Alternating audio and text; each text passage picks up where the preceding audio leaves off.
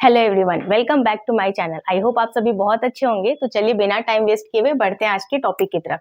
आज हम सीखेंगे कि हम कॉमन नेम कैसे लिखते हैं। अगर कोई हमारा स्ट्रक्चर दिया है, उसकी हमें IUPAC नेमिंग पता है, तो उसका कॉमन नेम क्या होगा। ठीक है, तो स्टार्ट करते हैं। सबसे पहले यहाँ हमारा हो गया सब्स्टिट्यूएंट, देन यहाँ पे IUPAC नेमिंग, देन यहाँ पे हो गया आपका कॉमन नेम। ठीक है, तो सपोज कीजिए अगर कोई हमारा ऐसा स्ट्रक्चर दे रखा है। ठीक है, अब इस स्ट्रक्चर में ये कार्बन हमारा मेन चेन से डायरेक्टली अटैच हो रहा है, तो इसकी हम सबसे पहले IUPAC नेमिंग लिखते हैं। तो कैसे लिखेंगे IUPAC नेमिंग? अब ये कार्बन हमारा डायरेक्टली अटैच हो रहा है मेन चेन से, तो इसको हम देंगे फर्स्ट नंबर, देन इसको देंगे सेकेंड नंबर, क्योंकि ये कैसा है, कॉम्प्लेक्स सब्स्टिट्यूएंट हो गया, क्योंकि यहाँ फर्दर ब्रांचिंग हो रही कार्बन की। तो कैसे करते हैं, जो कार्बन मेन चेन से अटैच होता है उसको हम देते हैं फर्स्ट नंबर। तो इस वाले कार्बन को हमने दिया फर्स्ट। अब चाहे अब हम इसको दे लें सेकेंड नंबर या फिर हम इसको दे लें, तो हमने इसको सेकेंड नंबर दे दिया। ठीक है, तो ये हो गया 1 2। ठीक है, अब इसके नाम को लिखना है, तो इसका नाम क्या हो जाएगा? फर्स्ट कार्बन पे क्या है हमारा, एक सब्स्टिट्यूएंट है। ठीक है, अब इसके लिए हम इसकी वैलेंसी कंप्लीट करते हैं। ठीक, तो ये एक वैलेंसी इसकी ऑलरेडी कंप्लीटेड है, तो हमने यहाँ पर 3 हाइड्रोजन लगाया। इस वाले कार्बन के लिए एक वैलेंसी कंप्लीटेड है, यहाँ पे भी 3 हाइड्रोजन लगा दिया। इस कार्बन के लिए इसकी 3 वैलेंसी कंप्लीटेड है, तो हमने एक यहाँ पे हाइड्रोजन अटैच करा। ठीक है, तो एक यहाँ मिथाइल है, कौन सी पोजीशन पे है? फर्स्ट पोजीशन पे है, तो हमने लिखा 1 मिथाइल। अब इस सब्स्टिट्यूएंट की लॉन्गेस्ट चेन में total number of carbon atoms हमारे कितने हैं? Total number of carbon atoms 2 हैं, तो 2 के लिए क्या हो जाएगा? ये इथाइल। रूट वर्ड हो गया एथ और सफिक्स ऐड हुआ YL, क्योंकि सब्स्टिट्यूएंट है, तो ये हो गया 1 मिथाइल इथाइल। ठीक है, अब इसका जब हमें नाम लिखना है, तो इसका नाम क्या हो जाएगा? Common name. इसका कॉमन नेम जब हम लिखते हैं, तो जो total number of carbon atoms है हमारे स्ट्रक्चर में, हम उन सबको ही काउंट कर लेते हैं। ठीक है, तो कितने हैं? 1 2 3, 3 कार्बन है, तो 3 कार्बन के लिए क्या लिखेंगे हम? प्रोपाइल। ठीक है, प्रोपाइल लिखेंगे। क्लियर हो रहा? अब ये प्रोपाइल में ये कैसा प्रोपाइल है? आइसोप्रोपाइल है, क्योंकि ये फर्स्ट कार्बन पे हमारा मिथाइल ऐड हुआ है। तो जब 1 मिथाइल होता है IUPAC नेमिंग में, तो इसका नाम हो जाता है आइसोप्रोपाइल। ठीक है, अब जो आपका कॉमन नेम होता है, ये कुछ चीजें तो आप अच्छे से समझ लोगे कि इसका कॉमन नेम कैसे पड़ा है, बट कुछ चीजें आपको कॉमन नेम में हमेशा याद ही करनी होती हैं। उसका कोई ट्रिक नहीं होता, आपको याद ही करना होता है उसको। तो कुछ चीजें जो हम समझने की कोशिश करते हैं, जो हमें समझ आ गया वो ठीक है, बट जो नहीं समझ में आया वो कॉमन नेम में आपको याद करना होता है। तो यहाँ पे क्या हुआ, इस स्ट्रक्चर का नाम हुआ 1 मिथाइल इथाइल, और जब 1 मिथाइल होता है तो कॉमन नेम उसका क्या हो जाता है? आइसोप्रोपाइल। ठीक, एक और एग्जाम्पल लेते हैं। ठीक है, सपोज कीजिए कुछ ऐसा स्ट्रक्चर है कार्बन का। ठीक है, 3 कार्बन है, आपके मेन चेन से डायरेक्टली अटैच हो रहे हैं। अब ये कैसी चेन है? स्ट्रेट चेन है, इसमें कोई भी कॉम्प्लेक्स सब्स्टिट्यूएंट आपका प्रेजेंट नहीं है। तो इसका पहले IUPAC नेम हम क्या लिखेंगे? इसकी नंबरिंग कर लेंगे 1 2 3। 3 कार्बन है, तो इसका IUPAC नेम क्या हो जाएगा? सिंपली प्रोपाइल हो जाएगा। क्लियर हो रहा? अब इसका जब हमें कॉमन नेम लिखना है, तो ये कैसा? स्ट्रेट चेन है, कोई इसमें सब्स्टिट्यूएंट कॉम्प्लेक्स प्रेजेंट नहीं है, तो इसका नाम हो गया N propyl. N propyl means क्या है? Normal propyl. ठीक है, नॉर्मल प्रोपाइल है, ये एक सिंपली स्ट्रेट चेन है, नॉर्मल चेन है, इसका नाम हो गया N प्रोपाइल। और इसका IUPAC नेम क्या हो गया? प्रोपाइल। इसकी भी आप चाहो तो वैलेंसी कंप्लीट कर लो। एक वैलेंसी कंप्लीटेड है, 3 हाइड्रोजन लगाया, इसकी 2 कंप्लीटेड है, 2 हाइड्रोजन लगाया, इस वाले कार्बन की 2 कंप्लीटेड है, तो 2 हाइड्रोजन लगाया। ठीक है, कितने कार्बन हो गए यहाँ पे? C3 हो गया। H कितना हो गया यहाँ पे? 7। ये इस कार्बन में 3 कार्बन हो गए C3, और H यहाँ पे भी कितना है? 3 3 6 + 1 7। तो ये दोनों है तो सेम, बट इसका IUPAC नेम डिफरेंट हो गया। ये आपका क्या है? 1 मिथाइल इथाइल है, और ये आपका प्रोपाइल है। इसका कॉमन नेम हो गया आपका आइसोप्रोपाइल, और इसका कॉमन नेम हो गया आपका N प्रोपाइल। क्लियर हो रहा? एक और एग्जांपल लेते हैं। ठीक है, सपोज कीजिए कुछ इस टाइप का स्ट्रक्चर दिया हुआ है। अब इसकी IUPAC नेमिंग क्या हो जाएगी? कितने कार्बन है? 1 2 3 देन 4, 4 कार्बन है, तो IUPAC नेम क्या हो गया इसका? Simply butyl. ठीक है, ये हमारा ब्यूटाइल हो गया। अब इसका कॉमन नेम हमें लिखना है, तो कॉमन नेम क्या हो जाएगा, ये स्ट्रेट चेन है तो कॉमन नेम हो गया हमारा इसका एन ब्यूटाइल। क्लियर हो रहा।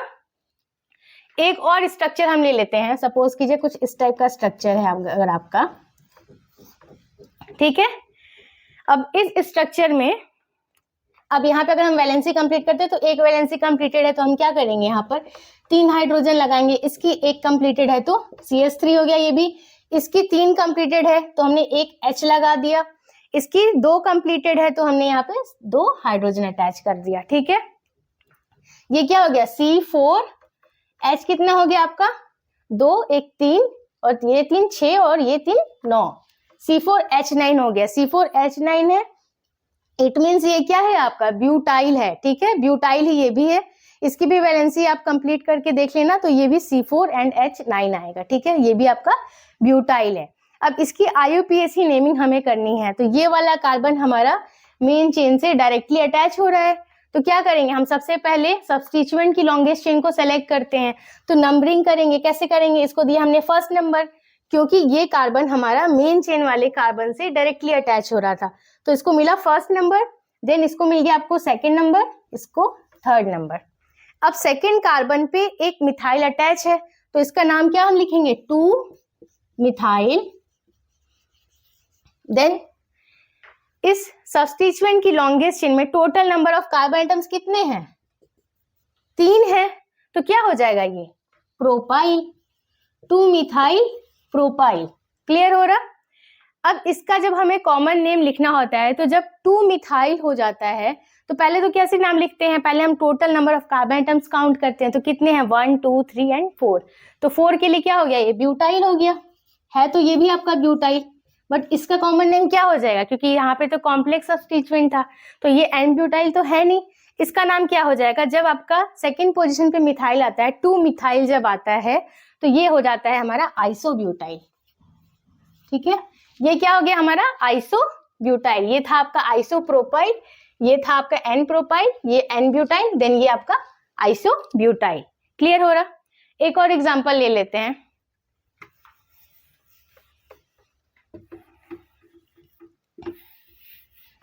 ठीक है।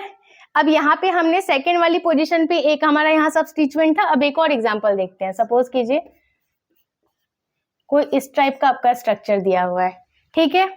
अब इस स्ट्रक्चर में हमें इसकी IUPAC नेमिंग करनी है, तो कैसे करते हैं, फर्स्ट कार्बन किसको देंगे हम, इसे, क्योंकि ये हमारा मेन चेन से डायरेक्टली अटैच हो रहा है, तो इसको हमने दिया फर्स्ट नंबर।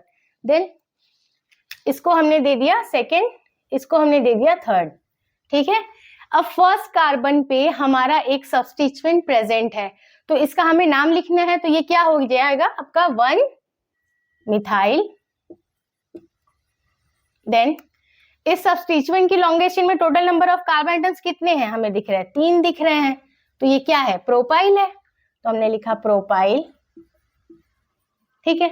अब इसका जब हमें कॉमन नेम लिखना है, तो कॉमन नेम इसका क्या हो जाता है, 1 मिथाइल और प्रोपाइल जब है तो इसका नाम हम कैसे लिखते हैं, हम चेक करते हैं कि जो भी आपका कार्बन, इसको आप बहुत ध्यान से समझिएगा, जो भी आपका कार्बन डायरेक्टली मेन चेन से अटैच है, ठीक है, तो जो भी कार्बन आपका डायरेक्टली मेन चेन से अटैच है, ये वाला कार्बन हमारा मेन चेन से अटैच है, तो हम चेक करते हैं कि इसकी चारों तरफ कितने सब्स्टिट्यूएंट प्रेजेंट है कार्बन के, तो कितने हैं इस वाले कार्बन से, एक ये कार्बन और एक ये कार्बन, 2 प्रेजेंट है। तो जब 2 प्रेजेंट होता है तो उसके लिए हम क्या वर्ड यूज करते हैं, सेकेंडरी, ठीक है, सेकेंडरी। और अब कॉमन में हम क्या करते हैं, जितने भी हमारे total number of carbon atoms होते हैं हम उन सबको ही काउंट करते हैं, तो कितने हैं यहाँ पे 4 है, तो ये हो गया ब्यूटाइल, सेकेंडरी ब्यूटाइल। क्यों हो गया ये, क्योंकि इस कार्बन से हम चेक करेंगे कितने कार्बन हमारे अटैच हो रहे हैं, तो कितने अटैच हो रहे हैं, 2। इस कार्बन से, जो कार्बन आपका मेन चेन से डायरेक्टली अटैच है, उस कार्बन के चारों तरफ कितने carbon atoms as a substituent surrounded हैं, उन्हें काउंट करना है। तो इसके चारों तरफ कितने कार्बन एटम हैं, 1 and 2, 2 सब्स्टिट्यूएंट कार्बन एटम यहाँ पे अटैच्ड हैं, तो ये हो गया हमारा सेकेंडरी ब्यूटाइल। क्लियर हो रहा। अब एक और एग्जांपल लेते हैं, अगर सपोज कीजिए कोई आपका ऐसा स्ट्रक्चर दे दे,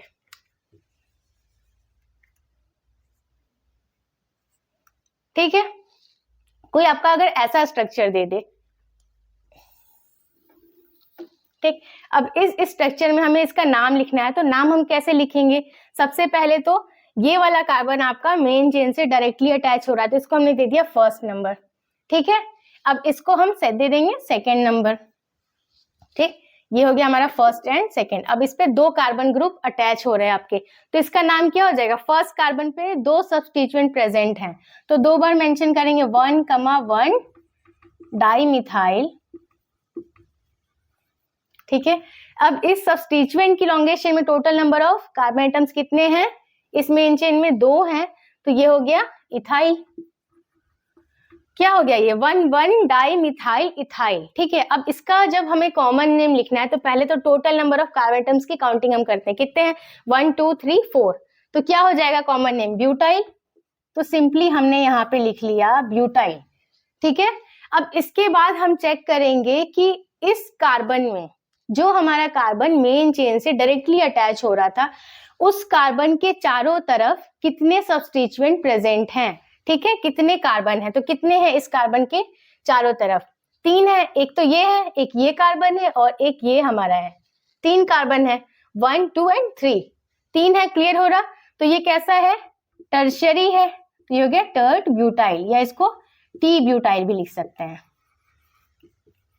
दोनों सेम है, ठीक है।